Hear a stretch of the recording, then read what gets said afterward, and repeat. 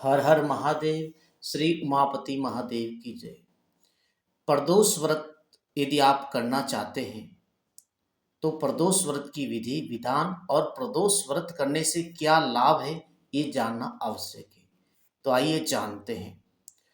प्रदोषो रजनी मुखम के अनुसार सायकाल के बाद और रात्रि आने के पूर्व यानी संध्या के समय जब हल्का अंधेरा होने का समय हो उस गोथुलिक वेला में प्रदोष वेला में प्रदोष व्रत का पूजा पाठ किया जाता है।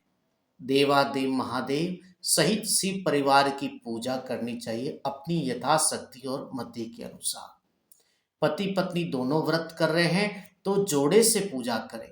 यदि कोई लड़का लड़की व्रत कर रहे हैं तो अपनी अनुसार पूजा पाठ करें।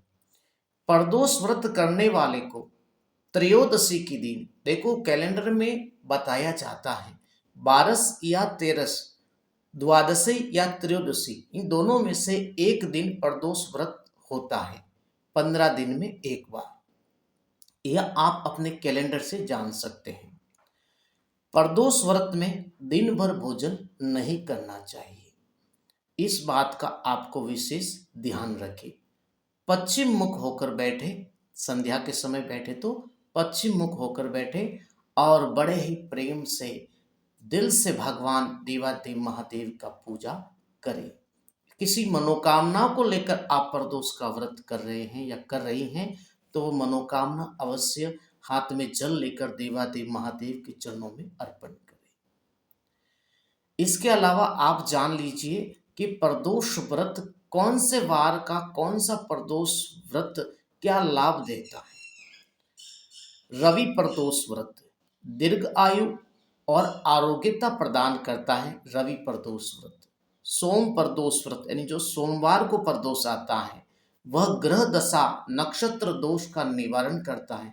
किसी प्रकार की ग्रह दशा खराब हो तो सोम प्रदोष व्रत से ग्रह दशा की शांति होती है। हाँ, रविवार प्रदोष व्रत की एक और बात जान लीजिए, रवि प्रदोष व्रत से संतान सुख भी मिलता है। मंगल प्रदोष व्रत मंगलवार को जो प्रदोष का व्रत आता है उससे शारीरिक रोगों से मुक्ति होती है, स्वास्थ्य में लाभ मिलता है। बुध प्रदोष व्रत ये बुध प्रदोष व्रत जो बुधवार को आता है सर्व मनोकामना को पूर्ण करता है। बृहस्पति गुरुवार प्रदोष व्रत जो गुरुवार को प्रदोष का व्रत आता है वह शत्रु की बाधा है, शत्रु बाधा को दूर करता है। शुक्र प्रदोष व्रत सौभाग्य को देने वाला है। जिन लड़का लड़कियों का विवाह नहीं हो रहा है वह विशेष लड़कों के लिए, जिन लड़कों का विवाह नहीं हो रहा है वह शुक्र प्रदोष का व्रत करें। अवश्य ही देवादेव महादेव की कृपा से विवाह का योग बनेगा। और गुरुवार के प्रदोष व्रत से लड़कियों के विवाह का योग होता है, विवाह का योग बनता है। शनि प्रदोष व्रत यदि किसी अच्छी पोस्ट पर आपकी नौकरी थी और वह नौकरी खो गई है मतलब छूट गई है तो आपको वापस वह नौकरी पानी है, खोया हुआ पद पाना है तो शनि प्रदोष का व्रत करें। और किसी कामना को पूर्ण करना चाहते हैं, अच्छी पोस्ट पर आप नौकरी चाहते हैं या किसी बिजनेस में अच्छी पोस्ट पर मैनेजर बनना चाहते हैं तो शनि प्रदोष का व्रत करें। शनि प्रदोष व्रत से संतान की भी प्राप्ति होती है। हर हर महादेव। और भी कई प्रकार की मनोकामनाएं पूर्ण होती हैं। अब शनि प्रदोष व्रत या कोई भी प्रदोष हो, प्रदोष व्रत वाले को कितने प्रदोष व्रत करने चाहिए और उनका उद्यापन कैसा करना चाहिए वह भी जान लीजिए। पुराणों में बताया गया है त्रयोदशी अर्थात प्रदोष का व्रत करने वाला मनुष्य सदा सुखी रहता है, उसके संपूर्ण पापों का नाश इस व्रत से हो जाता है। मन में पश्चाताप रख के व्रत करें, पाप करते जाए और व्रत करें ऐसा नहीं। इस व्रत के करने से विधवा स्त्रियों को अधर्म से ग्लानि होती है, सुहागन नारियों का सुहाग सदा अटल रहता है, बंदी कारागार से छूट जाता है।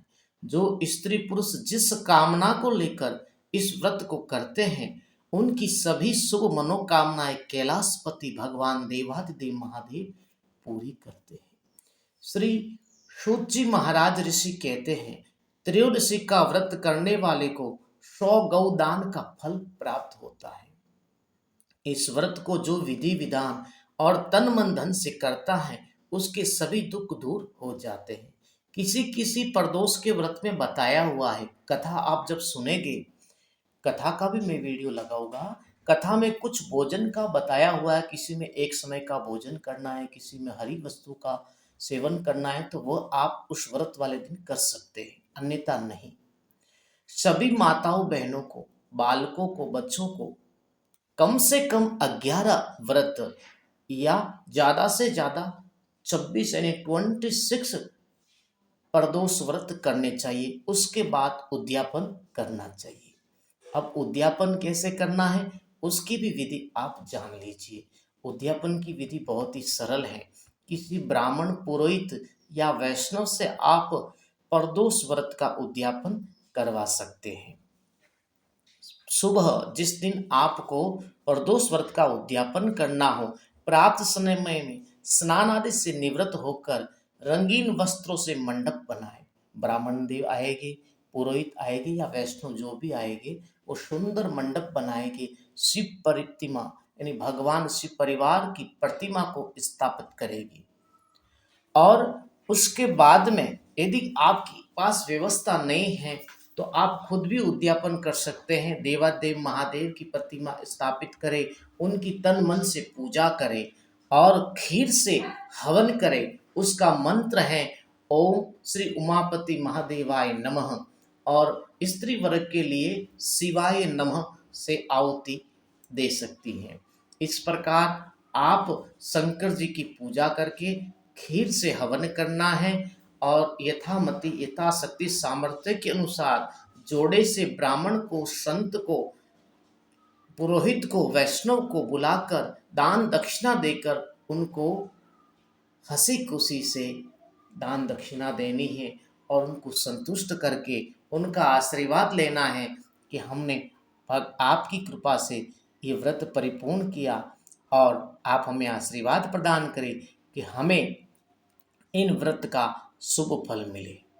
इस प्रकार से इस दिन बंधु बांधवों को भी भोजन करा सकते। कहने का मतलब विधि और विधान का कोई अंत नहीं है। आप जैसा उद्यापन करना चाहते हैं, छोटा उद्यापन, संक्षिप्त, ज़्यादा खर्च करके उद्यापन करना चाहते हैं तो वैसे भी कर सकते हैं। सभी मनोकामना देवादेव महादेव पूर्ण करते हैं, बस श्रद्धा और विश्वास रखें, ऐसा स्कंद पुराण में बताया गया है।